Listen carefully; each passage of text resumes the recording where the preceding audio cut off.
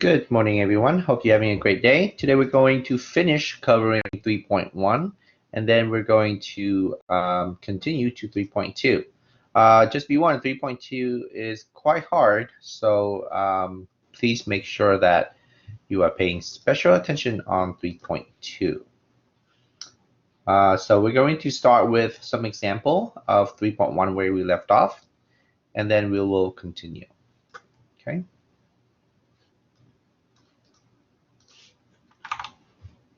Let me share the screen. All right, so last time we were looking at parabolas or quadratic equations where a was equals to 1. Now we're going to also practice how to factors as well so that we can practice factoring when a is not equals to 1. So let's find another one where a is not equals to 1 so that we can practice that one. This one seems a little bit easy because it's just negative.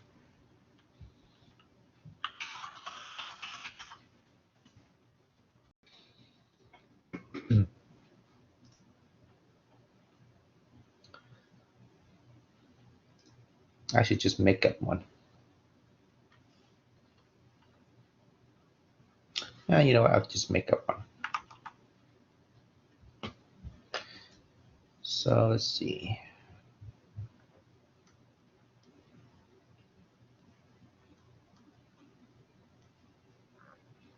Okay, so we're going to do 2x plus 11x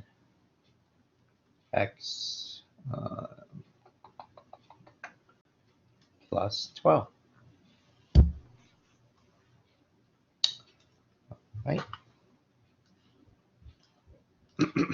So we may not be able to graph this one because it's probably outside the scale. Why can't I erase? So stupid.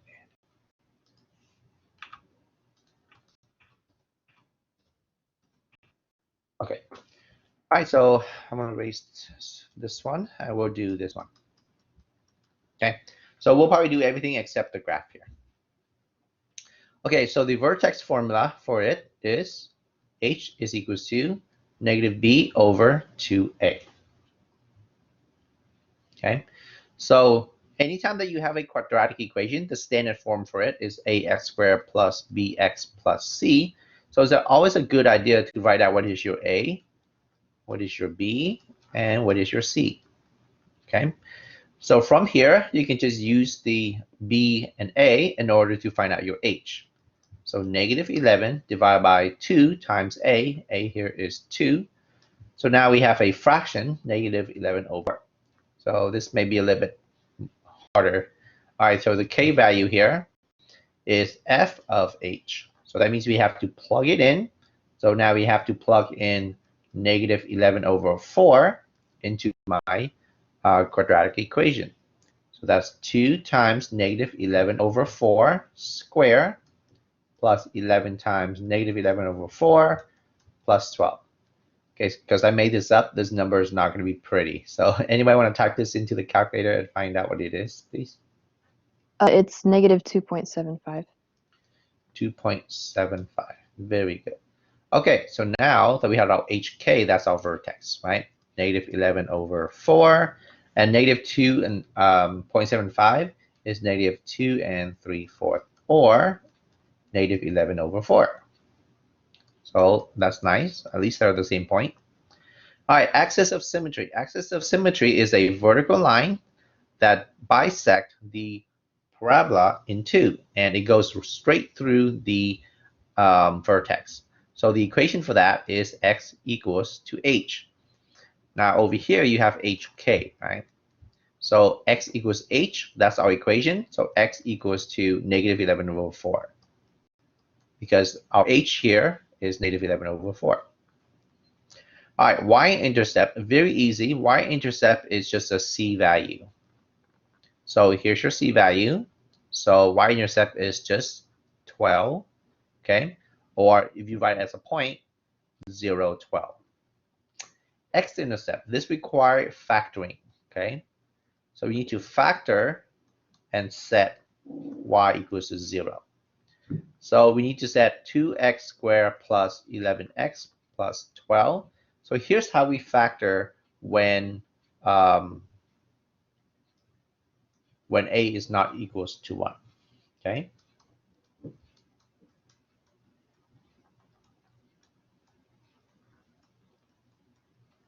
Okay, so what I like to do is I'm going to use this little cross method.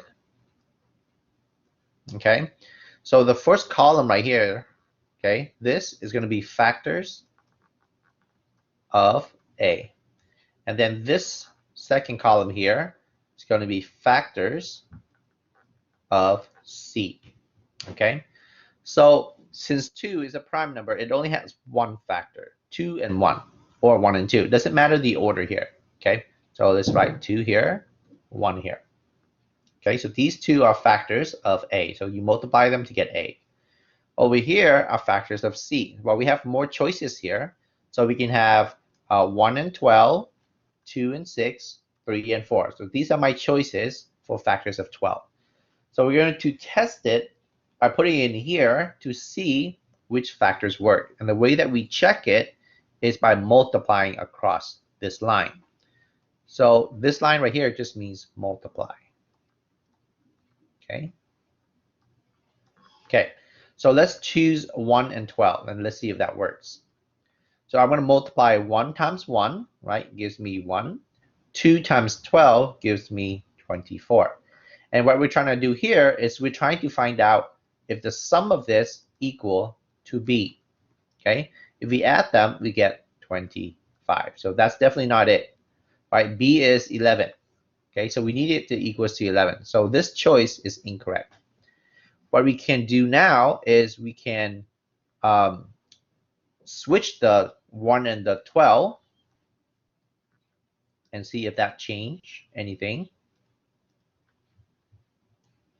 Okay, so let's say the 12 is up here and the 2 is here. So 1 times 12 is 12, 2 times 2 is 4, so that's 16. So that's not 11. So we try a different choice. Now this may seem like long for you, but be aware that my B value is not a very large number. So I don't want to choose factors that are large, okay? I want to pick something that I always want to try something that are closer together first. So I want to try 3 and 4 first. So let's try that first, 3 and 4 here. So 2 times 4 is 8. 1 times 3 is 3. 3 plus 8 is 11. So that is the correct choice. So how do we write this as a factor? When we're writing it, we're just going to read it straight across like this. Okay? So the first number right here needs to include an x because we have to have the x squared. I'm just leaving it off here just so that, to make it easier to see. But understood x there. So when we write our factor, just write straight across. We have 2x plus 3. And this one, we have x plus 4. So together, 2x plus 3 times x plus 4. And we can set that equals to 0. Now, I can double check this. So by foiling, you can see here, 2x squared plus 8x plus 3x plus 12. And you can see we get the original thing back. Okay. Now, if you know how to do it another way, that's fine. This is the way I like to teach it because it's a little bit more visual. So for those of you that doesn't like to do mental math, this is a little bit easier for you. Okay. But as you get better, you can do all this mentally. All right. So what do we do now once we have the factor? We're going to set it equal to 0.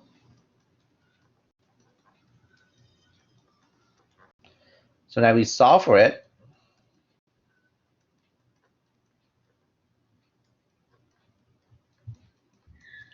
So we got one of them, x is negative 3/2, and the other one is x equals to negative 4.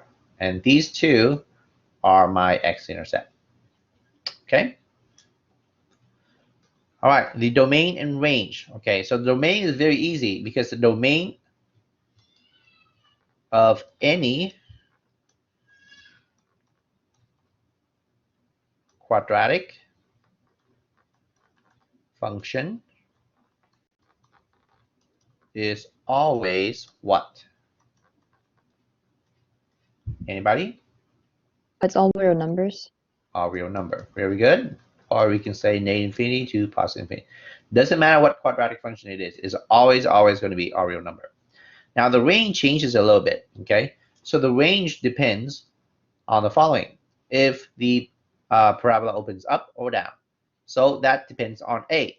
Okay, so if A is positive, then the parabola opens up like this. Okay, that means this value right here, the vertex, is a minimum.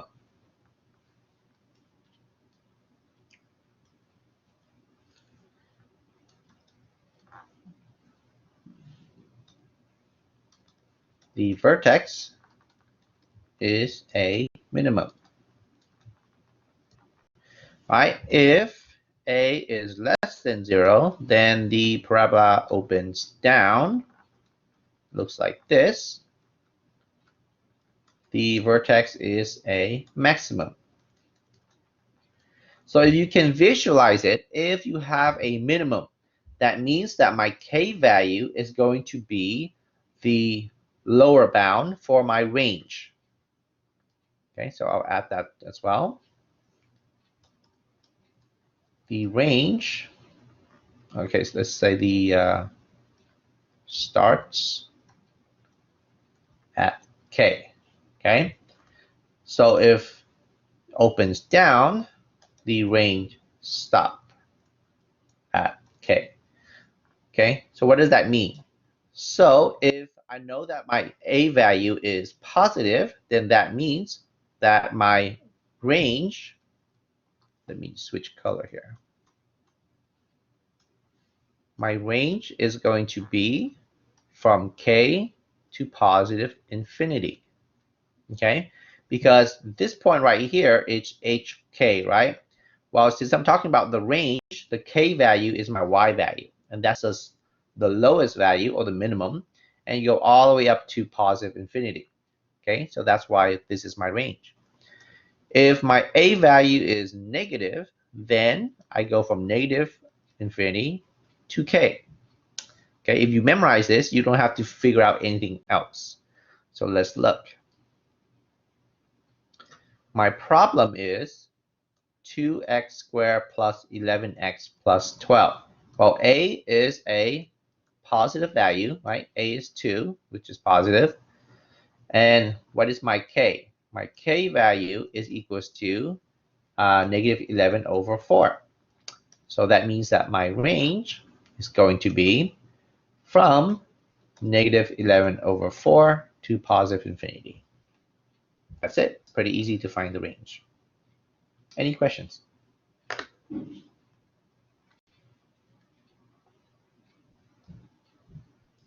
you okay? All right, so here, basically just reiterate what I just said. If a is greater than 0, that's the minimum at x equals negative b over 2a. And the minimum value, that's basically your k value or your y value. And it happens when you plug in that point, the h value, into the function. All right, so I'm going to give you maybe a minute to try example 4. If anybody wants to do it on the whiteboard, go ahead.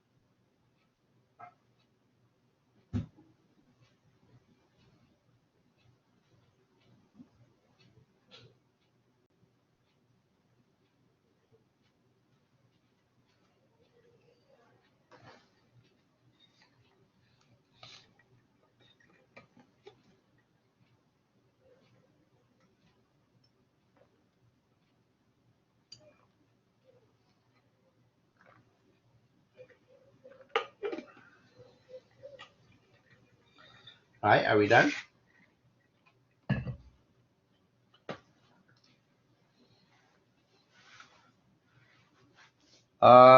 Salah, let's do A. Okay, I got you. I did A already. It was over to the side. Oh, okay. Yeah. Well, Sorry you did about all. that. No, not good. All right. Tell me what your A is, Salah. I got for A, I got -10. Wait, what? Wait, hold on. So A is determined without graphing whether the function has a minimum value or a maximum value. So all I need from you is it a min or max, and why?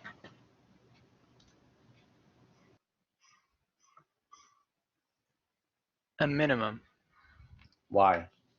because when I found 2b over 2a, I got a 1, then I plugged it in, so I got a -10, and it's negative, so it goes for minimum, right? No, that's not it at all. Oh. All you do is look at A. Okay. Did you read Oh, what I wrote? Like, I just wrote this right here. Read that to yourself.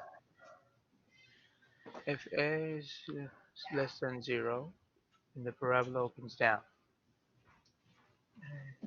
Okay. So the vertex is a what?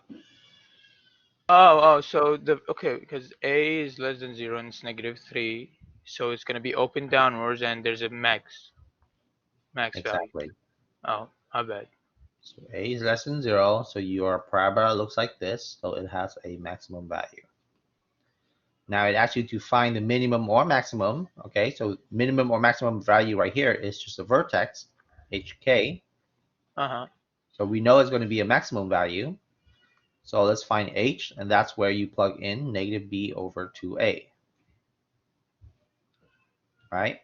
So Okay. -6 over 2 times -3, So we get 1. -6 over -6 is 1.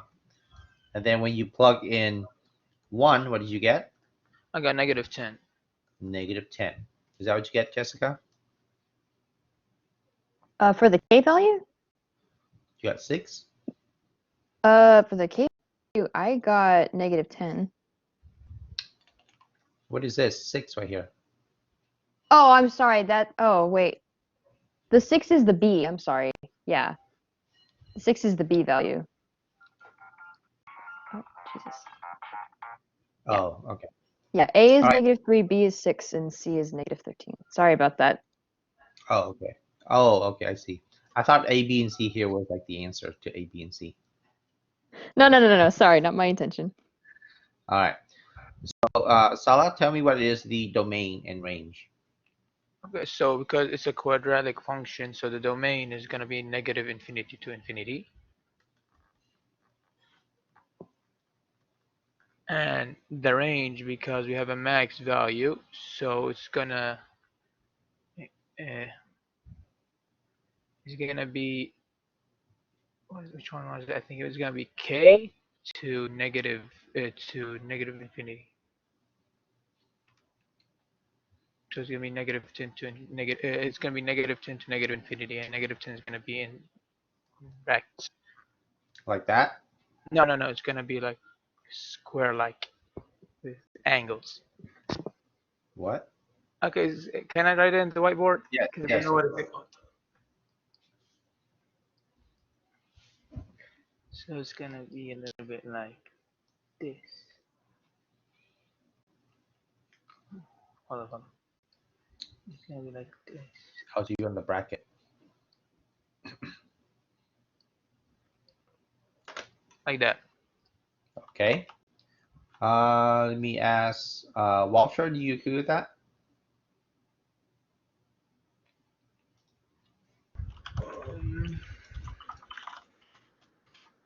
Wouldn't it be -infinity first, then -10? That's correct. So anytime you're using interval notation, okay, your small number always go first and then your large number. Okay, so this way is wrong. Okay, You don't say from negative 10 to negative infinity. You say negative infinity to negative 10. All right. Okay, let's do some more. All right, I'll give you some time to try this one.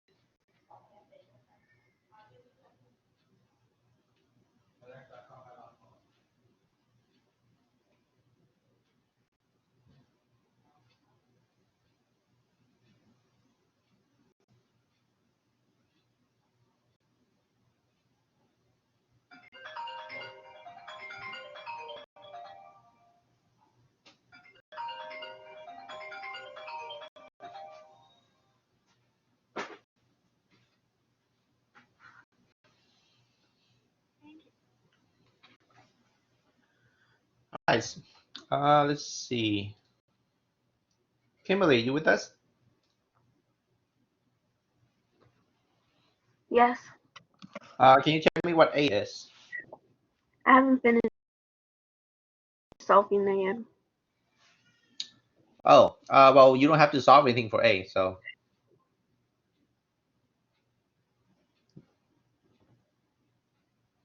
There's no math involved for A. Just look at one number. Would it be max? How do you know that? Because the A is positive. Okay, so let's look back to our rule. Did you guys write this down? Read again. If A is positive and it's a 4, so 4 is positive, then the parabola opens up. The vertex is a what? Kimberly? So is it a min? Yes, it's a Min? min. Because A is positive. Okay, so positive, A is positive, opens up. So this point down here is called the vertex. That point is a minimum value. Okay, so we don't really need to do any math to determine that. All you need to do is look at this number. Okay, so 4 is greater than 0. So we know we're going to have a minimum value. Okay, now to find the minimum or maximum value, we have to use the formula. Okay, h is negative b over 2a, and k is equals to f of h. So I'll give you time to do that one, Kimberly. Let me know what you get.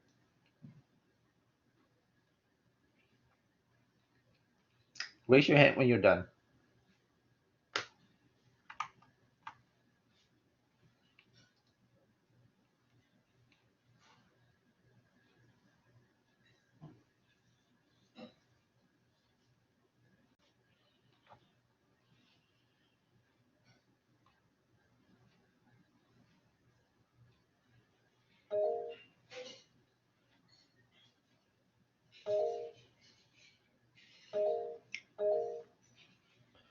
Okay, Kimberly, what did you get for h?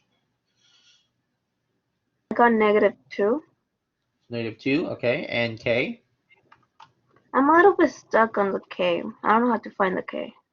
Okay, so the k here needs to take f of h. So h here you just found right here was negative 2. So you're going to plug in negative 2 for h right here. Do you know what this means? F of negative 2? Kimberly? Do we plug that back into the equation, the quadratic function? Exactly. So we're going to plug in negative 2. Anytime you see an x, there's one right there, there's one right there, we're going to plug in negative 2. So here we're going to plug in negative 2 anytime we see an x. Okay, go ahead and put that in your calculator and see what you get.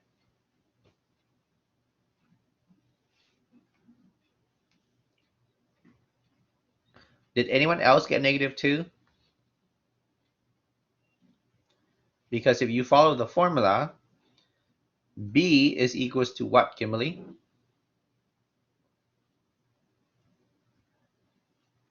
To positive 2. No, b. What is my b value? So I asked you to Oh, write what is actually, a, b, and c. What is a, b, and c? 4, 16, and 1,000. Okay, so b is not 16. B is actually -16 because you have to take the sign in front of it. Okay, so always take the sign in front of the number. So b is actually -16. Okay, so the b here, when we plug it in, negative of -16 over 2 times 4. So this is positive 16 over 8. So you actually, your h is actually positive 2. Okay. Okay, so let's change that.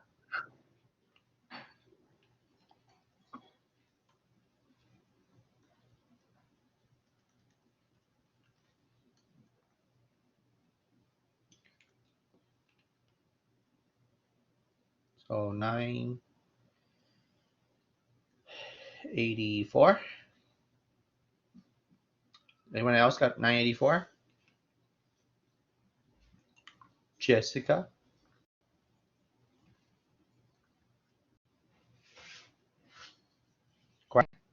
Sorry. Yeah.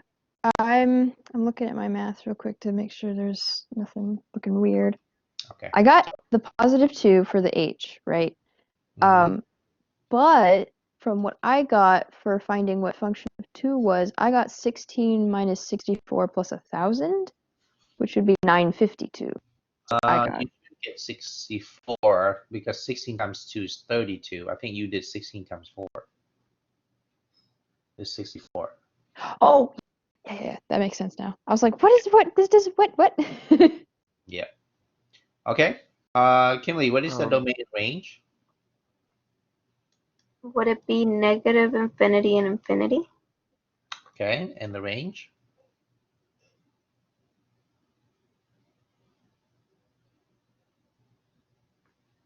So remember, we have a minimum, that's a hint, right? So what is the range? Would it be a bracket? Okay, bracket. Then 984. Mm-hmm. Then infinity, and then parentheses. Very good. That's correct. Great. Anyone else have any questions on how we arrive at this answer?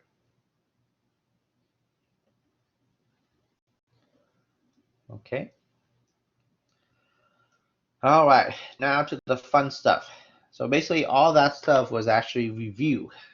So we're finally getting to the actual real content of algebra, which is the study of polynomials. So a quadratic equation is actually an example of a polynomial. So what does a polynomial mean? So poly means many,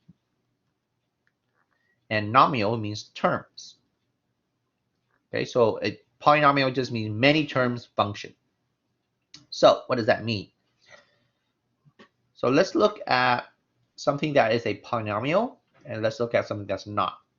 So if you look at the definition of a polynomial, it's actually quite involved. Like if you look at this definition here, all of this right here, okay, is the definition of a polynomial.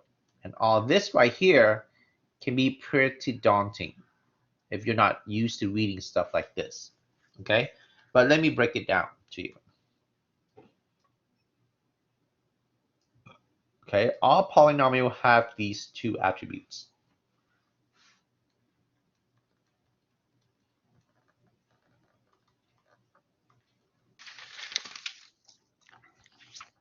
Okay,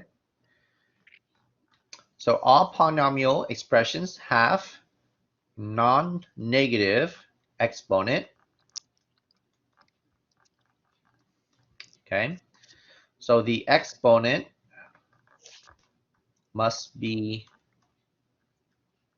a an integer. So that means it cannot be a fraction, okay? And that's it. So there's no absolute values or anything else, but there are more properties. So this is talking about the graph of a polynomial must be smooth and continuous. Okay, so here are two new vocab that you may or may not have seen before. So I will explain what that means. But first let me explain these two. Okay, all polynomials expression must have non-negative exponents, and the exponent must be an integer. So that basically means a positive integer. Okay. So let's look at something that is a polynomial and look at something that's not. So let's look at an example. Let's see. Let's take the problem we just did, 3x squared plus 2x plus 1. Is this a polynomial? Walter?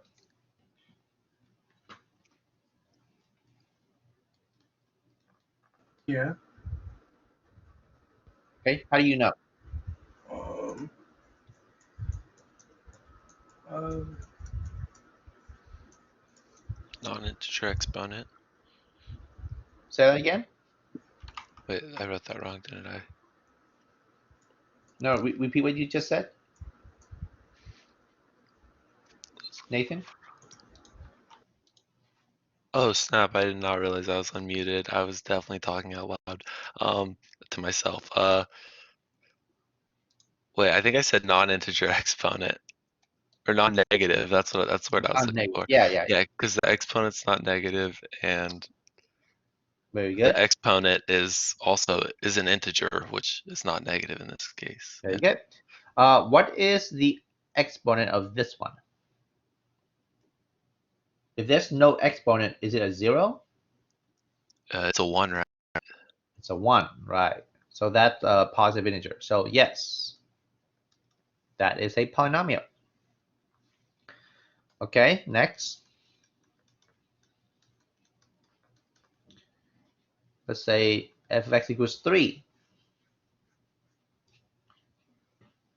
Kimberly, you think this is a polynomial?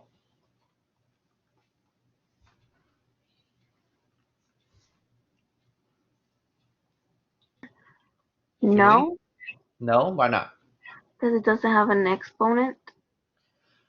It technically actually does. So here's the thing. So when you have a number that's by itself, it's called constant, right? But there's actually a variable that's attached to it. So that's kind of like whenever you have a variable, there's always a 1 attached to it, right? But you don't ever see the 1 because it's understood. Anytime you see a number, there technically is an exponent that attached to it, and it's actually x to the 0. But what is x to the 0 equal? 0. It's not 0, it's actually 1. So any number to 0 is equal to 1 other than 0. So 0 to 0 is undefined. Okay. But anything else, okay, raised to the 0 power is 1. So here, this technically is an x to the 0 here. So the exponent for this term is 0. Later on, we're going to learn that's called a degree. So we're going to learn some more vocabs here. So yeah, that's actually an exponent right there. So it's 0. So is it a polynomial? Yes. Yes, it is. So you're only looking for two things, okay? You're seeing if the exponent is negative or is it a fraction. That's the only thing. Excuse me.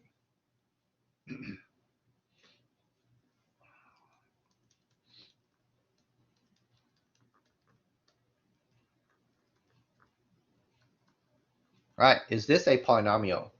Guang.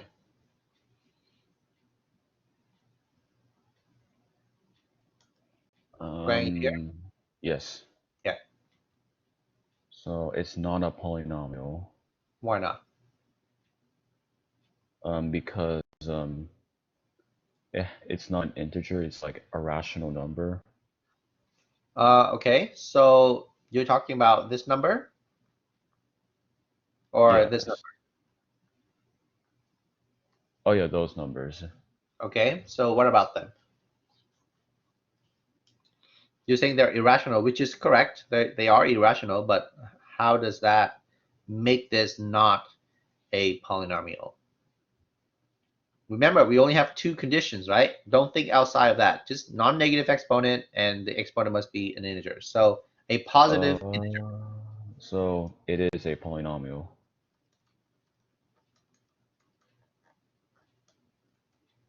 Okay, so these two rules basically summarize to be positive integer exponent. Okay, or positive integer just means the natural numbers. Okay. Okay. All right, so yes, it is. So don't read too much into it, right? Just look up for the exponent. The exponent here is 1. That's a non-negative integer. So yes, it is. So don't get tricked into it, okay? I don't care what these are, okay? They can be complex number, they can be whatever, does not matter. All I'm looking for is this one right here.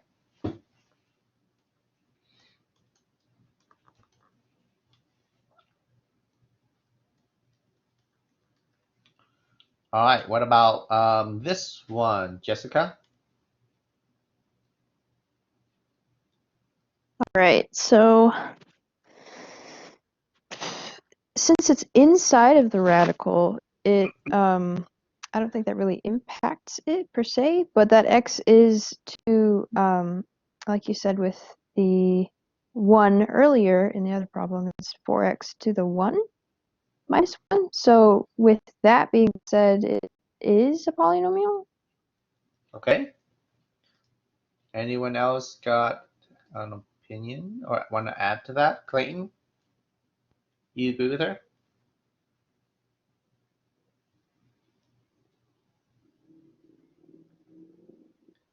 Clayton, you here? Yes, What about I'm you, here. Sarah? Oh, okay. Go ahead, Clayton. What was So the when I question? call you, Sorry. please say something so I know you're trying to think or something. The question is, do you agree with Jessica? Do you remember Sorry, I what was in the Jessica said? restroom, so I didn't hear. Jessica said that that is a polynomial. You agree with her? Yes. Okay, why?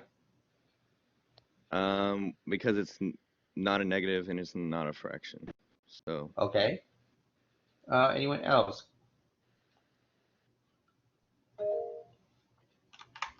Someone raised their hand. Salah, go ahead.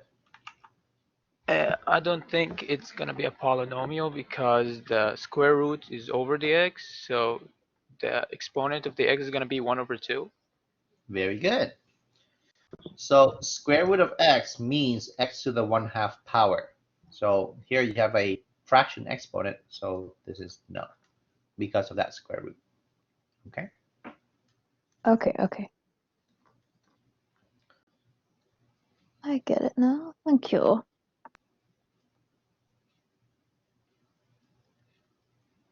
All right. What about this one? Gustavo.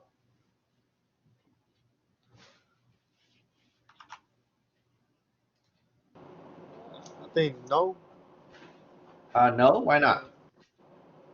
because the x is a fraction. The x is a fraction. So you have a fraction, but the x itself is the Oh, no, exponent, not a I take that fraction. back. I think it's a yes Okay. because there's Okay. So what's it? The exponent for the x is not a negative. all right. Very good. So here the exponent is positive here, is positive here. So you think this is a polynomial, right? Okay. So let me explain. If I have 1 over x, okay, this x can be rewritten when you bring it to the numerator. It becomes x to the negative 1. Now, anytime that you see an x in the denominator, it is not a polynomial. So that is an easy way to spot it. Okay, so no x in the denominator. Okay. All right. So I don't know if you are aware, but I'm going over all of the examples of our parent functions, right? So this is quadratic, okay? This is constant, okay? This one is linear. This one is square root. This one is reciprocal. It's just look a little bit different, but it's all fall in the same family. Now we go to look at absolute value. Is absolute value a polynomial? Anybody want to tackle this one?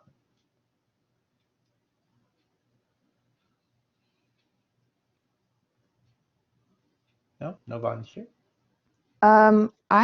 I would say yes, because regardless, like even if you had it going into a negative exponent, right? Like x to the -2, the absolute value of that would be like x to the 2, right? Okay, be careful with that. Okay, so the x, the absolute value only takes whatever number it is and make it a positive. It does not change the exponent to be a positive. So you're saying that this is equals to this, which is not true whatsoever. Okay, so for example, if I take 2 to -2, this means 1/2 squared. That's actually 1/4. But over here, you have 2 squared that equals to 4. So 1/4 is not the same thing as 4. So that's not Okay. true at all. Okay. Okay. So absolute value is not a polynomial because it is not smooth. So let me explain what is smooth.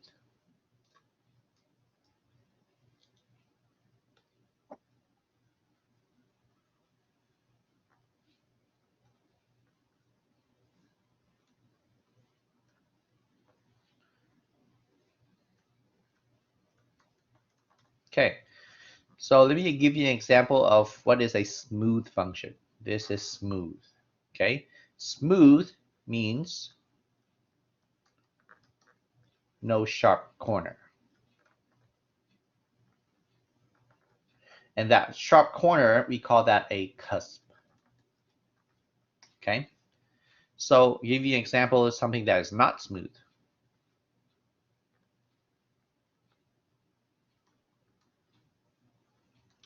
And it is not smooth because of this point right here.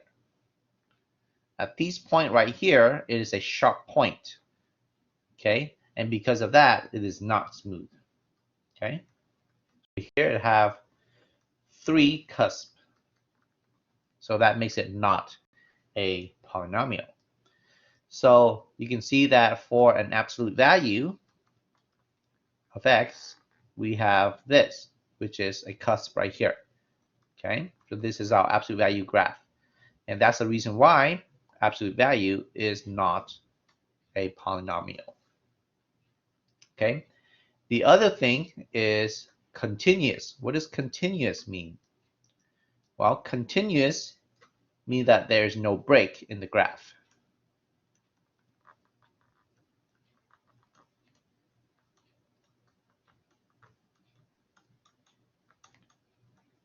Okay, and in math, a break is called a discontinuity.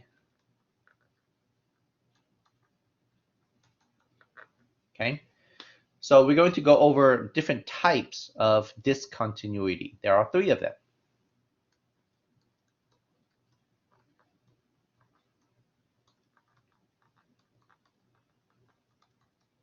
Okay, type 1, we call that a hole.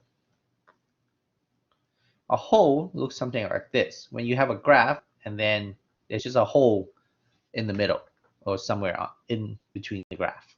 Okay. 2, we call that a jump. So it's kind of descriptive because here you have stop somewhere, then you jump up and then continue on. So we call that a jump, right? And the third one is infinite. An infinite discontinuity is nothing more than a vertical asymptote. Okay, so where we have like a vertical asymptote like here, and the graph will go all the way up to infinity. So we call that an infinite discontinuity. So the graph of the reciprocal function have this.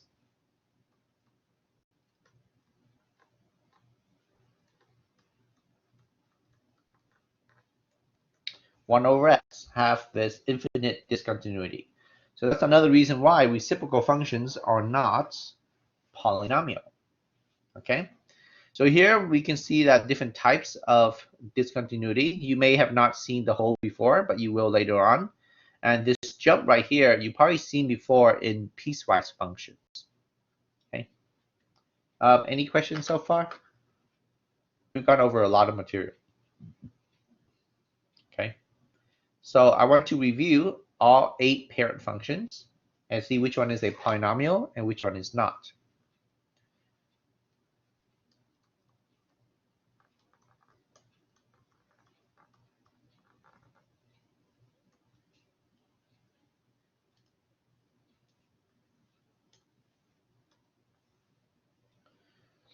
Okay, so the first one here, y equals a. We call this the constant function. 2, y equals x. This is called identity.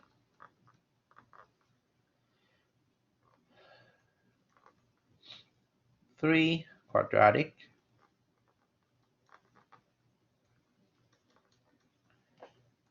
4, cubic.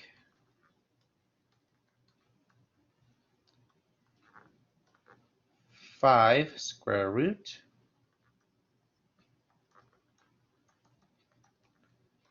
6, cubic root.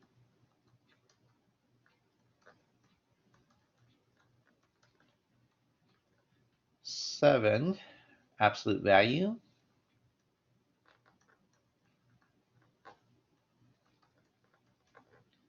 'And last but not least, reciprocal.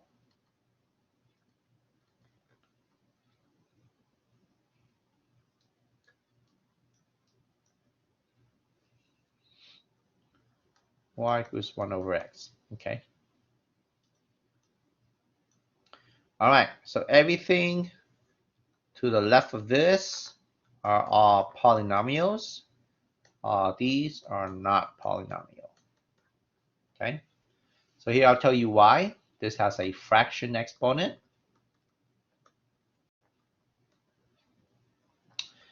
This one have another fraction exponent because it's 1/3.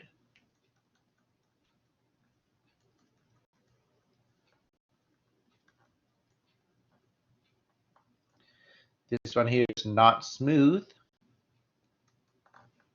This one here have negative exponent. And it also have an infinite discontinuity.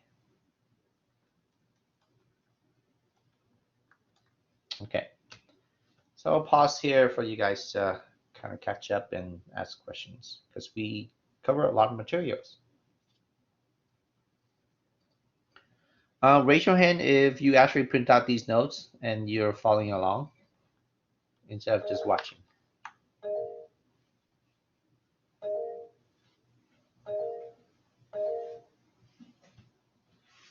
Okay, that's almost everybody. Okay, great, thank you.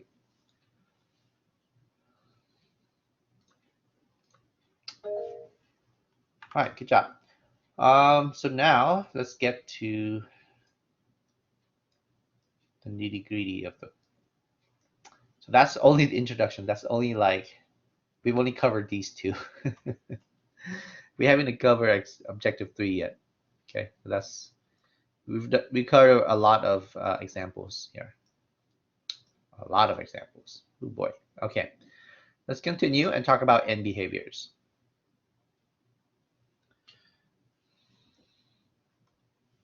Okay, all polynomials have 4 possible end behavior.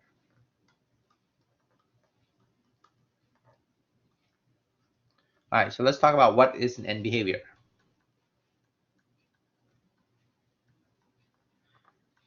End behavior is the behavior of a polynomial as x approaches positive and negative infinity. Okay, so when you draw a polynomial, for example, here is an x cubed. The end behavior of this graph are these arrows right here. Okay, and there are 4 possibilities for them.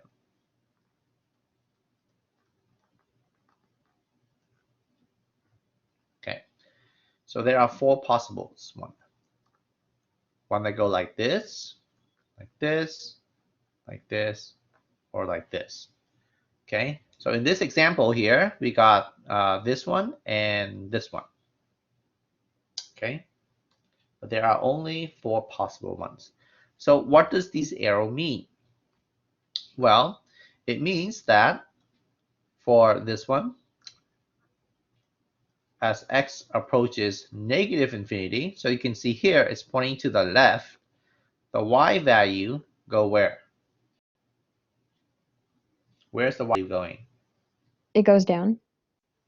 No, look at this one. The arrow point up. Oh, and to the sorry. left. Yeah, it goes up. So it goes up, so to positive infinity. And for this one, as x approaches positive infinity, where does the y value go? It goes up as well. It can also go up, so go to positive infinity. Down here, as x go to where? Negative infinity. Y go And it's to? the same. Yes. Then as x go to positive infinity, y go to negative infinity. So basically these arrows here means this, okay? So anytime you see an arrow, that's basically shorthand notation for what this means here. So polynomials only have these 4 possibilities, okay? So let me give you a warning.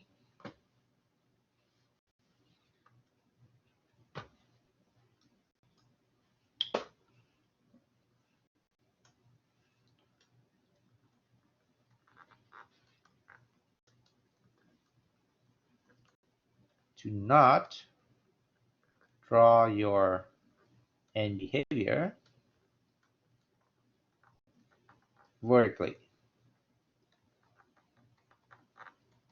Okay, so you're never ever going to see end behavior go like this.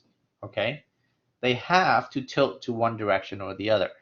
Okay, so this here is wrong. So they have to go like this or go like this. Okay, so the end behavior for this graph right here, y equals x cubed plus something, the end behavior for this one is down to the left and up to the right. So you always write them in pairs. Okay, note end behavior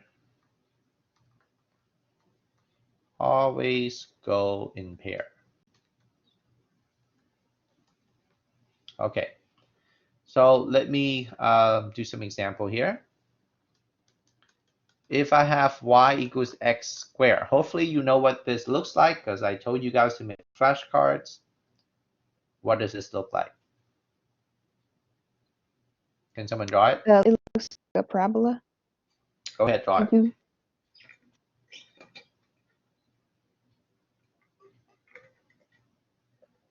Sorry, let Go me ahead. get where we are. Kind of laggy. Hold up. All right. So, I'm not an artist. But it goes like this. That's pretty good. Arrows. Yeah, that's really good. Ah. Okay. All right, so tell me the end behavior for this graph is what? How would you sketch the end behavior for this?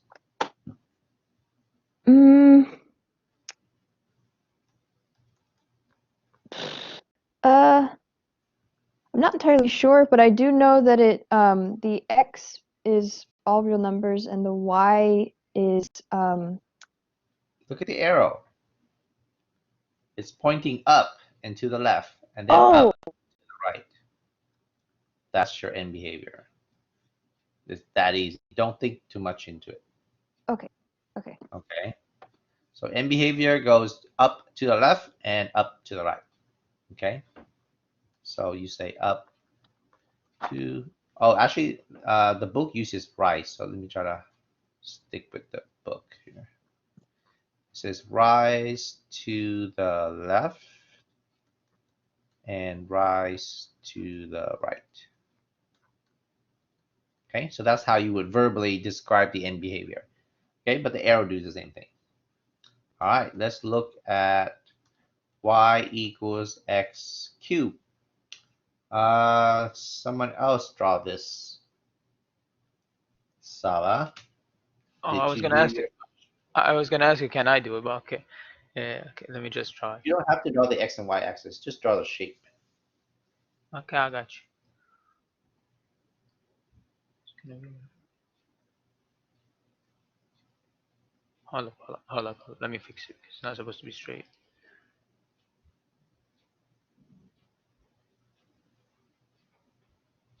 All right. Draw the end behavior. It's gonna be like that. All right, very good. So now describe it. So it rises. Wait, You always go from left to right. from left to right. Okay, so it's the opposite of rise. That's the word opposite of Fall. rise. Okay, so it falls to the left and rises to the right. Very good.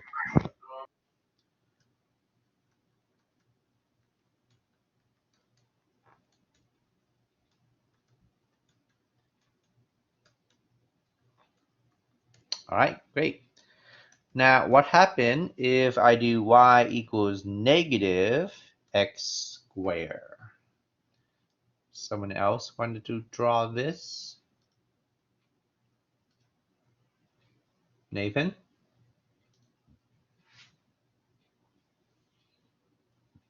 And someone else draw Go y equals on it. negative x cubed. Huh? Oh, just acknowledging. Yeah. Okay, great, go for it. And then Quang, go ahead, draw y equals negative x cubed. And also the end behavior.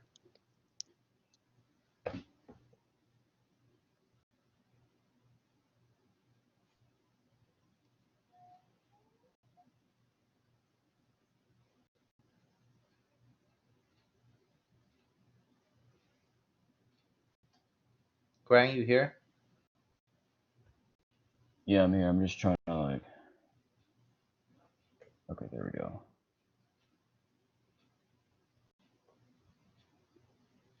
All right, very good.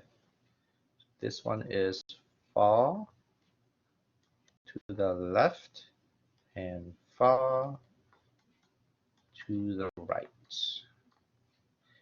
And so as we do this, I want you to take note of any pattern dices.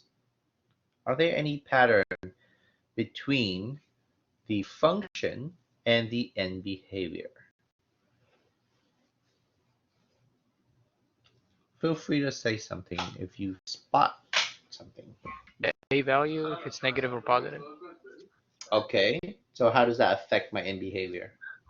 So it's if it's positive, most of them are gonna be like towards they're gonna be rise to the like upwards. But if it's negative, like the leading coefficient if is negative, they're mostly gonna be falling down.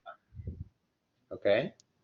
Uh, if I had to describe a pattern, speaking just to the quadratic and the cubic, I would say that like the quadratic, the end behaviors go the same direction as far as up or down, and the cubic go Yeah, opposite directions.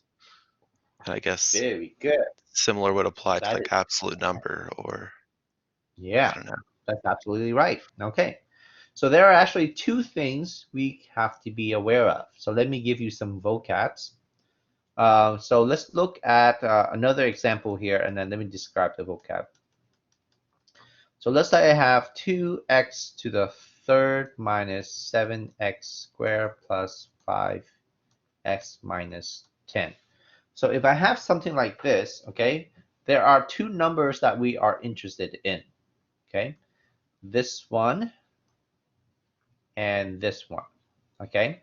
So this 2 right here is called the leading coefficient, okay?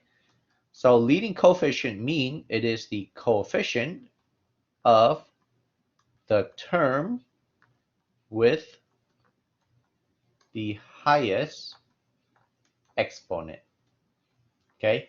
Now in standard form, they put the highest exponent first, but that's not always the case, okay? You can jumble it around when it's not in standard form. And the other thing is the highest exponent, we call that the degree. So the degree of the function is the highest exponent of all the term. Okay, so for example, this term right here, the degree is 3, the degree here is 2, degree of this term is 1, and the degree of this one is 0. Because there is an x to the 0 here, that's why the degree is 0. And the highest one out of all of them is 3, so therefore we say that the degree of f is 3, right? And the leading coefficient is 2. Okay, let's do one example before I go on and give you the rule for this. So let's say I have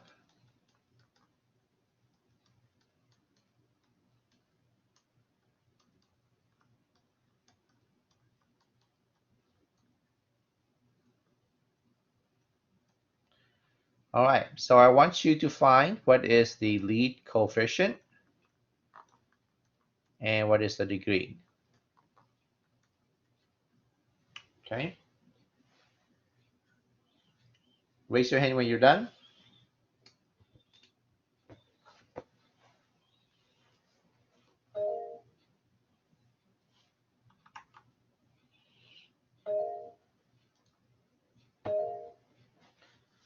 All right, so I want you, for those of you that are done, type it in the chat.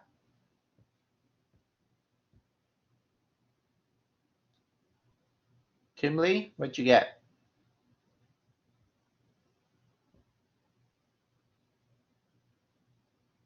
Kimberly, you here? I'm still writing the numbers down. I was a little bit behind. Okay.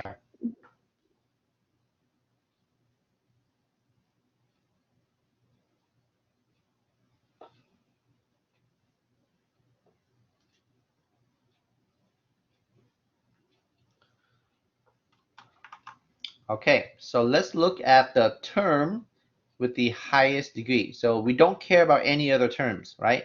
So the degree of this one is 2, degree of this one is 4, 3, and then the degree of this one is 0. So I don't care about this one, or this one. I only care about this term right here. Okay, so now from there, my degree is 4 because that's the highest one. My lead coefficient, so be careful, it is not 6. You have to make sure to use the sign in front of that number. So my lead coefficient is actually -6. Okay, and so from this, we are able to determine what is the end behavior of this. So let's look at the rule. You can see here that if I have my exponent to be even, then both of the end behavior points to the same direction, either both up or both down. Now, whether it's open up or down depends on my lead coefficient, positive or negative. So let's summarize that in this little chart here.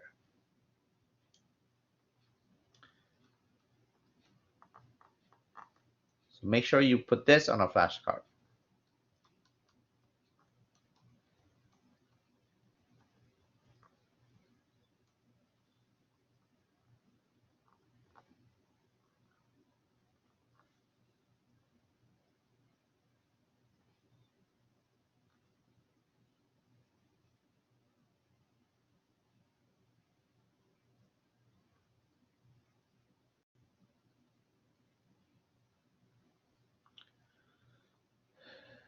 Okay, so first let's look at the degree. Then we're going to look at the Lie coefficient. Then we'll look at the end behavior.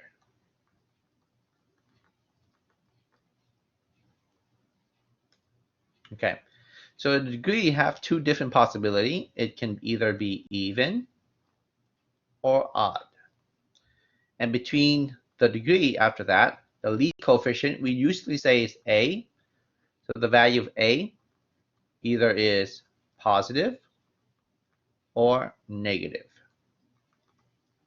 Okay, so if you want to think of a function that is even, think about the parabola, quadratic, right? So this is positive, right? If it opens up, so my end behavior is up to the left and up to the right. If it's negative, they both open down. Okay. So you have down to the left, down to the right. For odd function, if A is positive, think of x cubed. Something like this, right? So down to the left, up to the right. If it's negative, now you just switch the order, and there you go.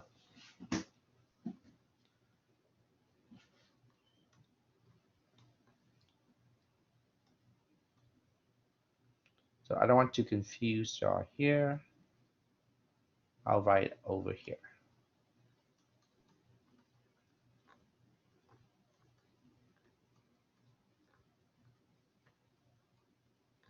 And this is why it's important for you to memorize those parent functions, because we're going to use it again, like in this case here. Okay. So also put this right here in a flashcard. You will need to know that. Later on, when we sketch polynomials, this will become very important. All right, raise your hand when you are ready to move on.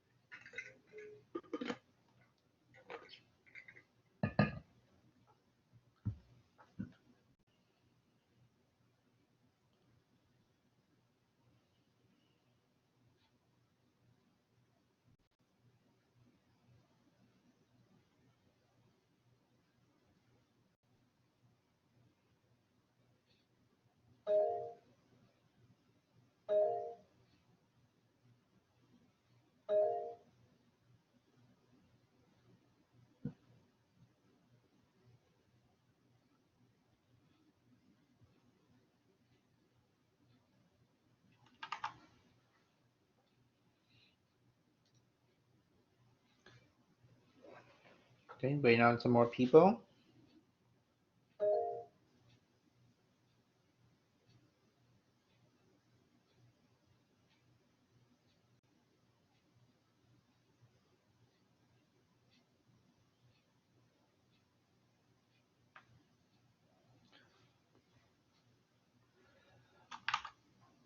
Okay, let's move on.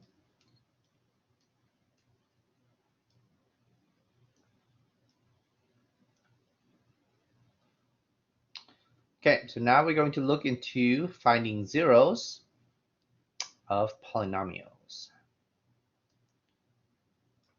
Okay, so what we just did here, actually, let's do some practice. All right, so what we just did is called the leading coefficient test.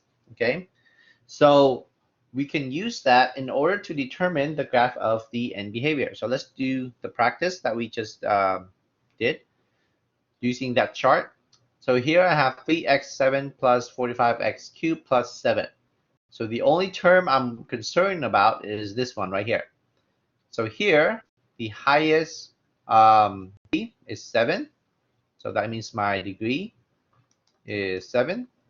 And my Lie coefficient is 3. So degree here is an odd number. Leading coefficient, that's a positive number. Okay, so odd and positive leads to what? Look at your chart. Fall to the left and rise to the right. Very good. Fall to the left, rise to the right. All right, go ahead and do this one.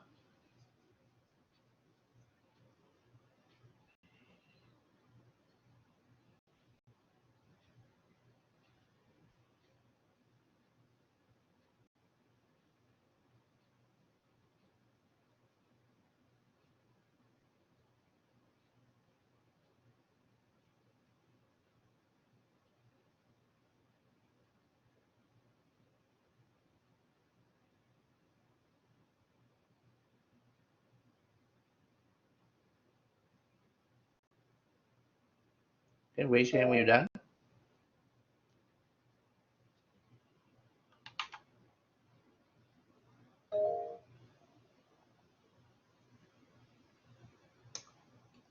Nathan, why don't you do example 2?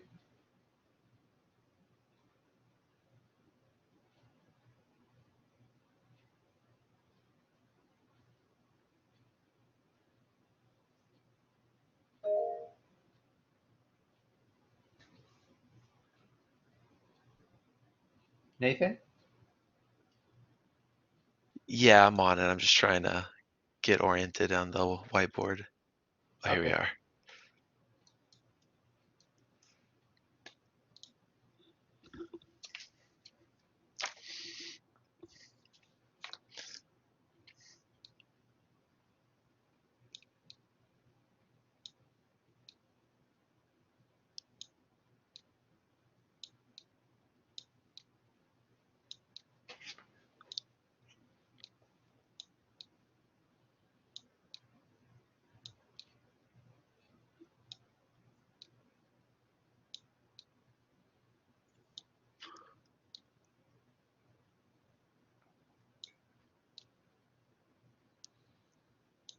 Yeah, so it falls to the left and falls to the right, Okay, very good. which I'd write out, but words are kind of hard with the mouse. Yeah, that's fine. Yeah, that's good. All right, any question do we have on this one? Okay, so I think we're gonna go over this here, but we're not gonna have time to finish this section because we're about to be out of time and we still have a lot left over. You can see here, a lot and lots and lots left over. So 3.2 is quite long. That's why I was saying earlier. So we're only on like the second page of this because this is very involved. So again, chapter 3.2 will not be due this Sunday, but do as much as you can so that you don't forget it, okay? We're gonna go over again. We're gonna finish 3.2 next time, next week, but try as much as you can because there's a lot of materials in here. So if you don't practice some of it, you're gonna forget it, okay? All right, so now we're gonna talk about zeros.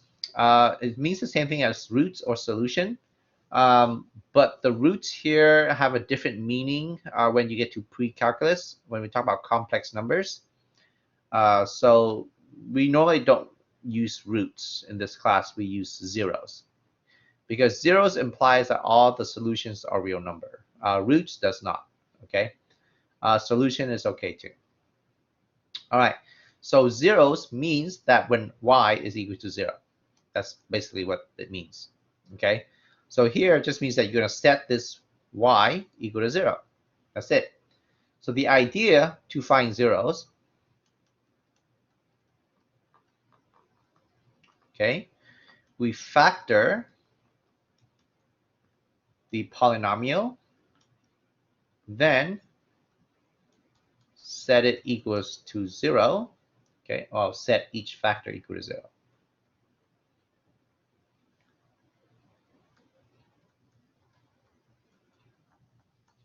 Okay, so here, this is already factored for us. This is called factored form. Okay, it's called factored form because it's being multiplied together. Okay, So everything is multiply. Okay, so that's what factor 4 means. So for example, if I have 5x cubed plus 4x squared minus 3x plus 1, this is called standard form. Okay, so we're going to practice how do we convert from standard form to factored form next time. But this time I'm just going to show you how to find the zeros when it's in factored form. So it's pretty easy. We're going to set each factor equal to 0. So that's what we're going to do. So x is a factor, this is a factor, this is another factor. So we're going to set x equal to 0, x minus 4 squared equals 0, x plus 5 cubed equals 0. So we got one solution here. Over here, x minus 4 times x minus 4. Now, you don't have to do this, okay? But the reason why I do this is to demonstrate that this 0 here occurs twice. So we have two zeros, but they're just the same thing. Over here, you can expand to the same thing, but you can say x plus 5 equals 0 and just solve for x.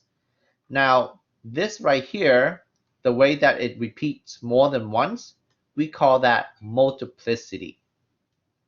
Okay, oops. Get back here. Where is it?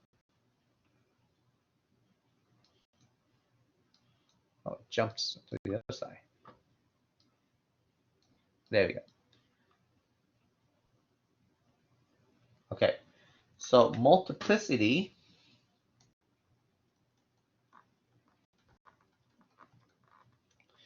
is the number of zeros that occur. Okay, over here, let's look at the x equals 0. Well, it only occurs once. We call the multiplicity of the 0 just 1. Over here, it occurs twice, so the multiplicity of the 0, 4, which is 2. Over here, since we have cubic, the multiplicity of this one is 3. Okay, so we're going to come up with another theorem that involves multiplicity and zeros. So this is a theorem. The sum of all multiplicity equals the degree of f. Okay, so let's look at an example right here. So when my zeros, x equals 0, multiplicity 1. X equals 4, multiplicity 2. X equals negative 5, multiplicity 3. If I add all these up, 1 plus 2 plus 3, I get 6, which happens to be the degree of f.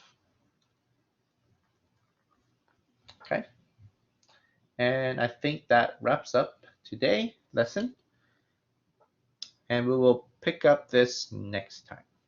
Okay, so do as much homework as you can. 3.2 will not be due. So the homework is going to be 3.1, 2.7, and as much as we can from 3.2, right? Yes. Thank you. I will set the due date right now to remind you. Have a good day. Is Veronica, are you still here? Have a good day, Mrs. Yeah, I'm still here. Okay, so are we going over 3.1 and 3.2 or just 3.2 in the session today?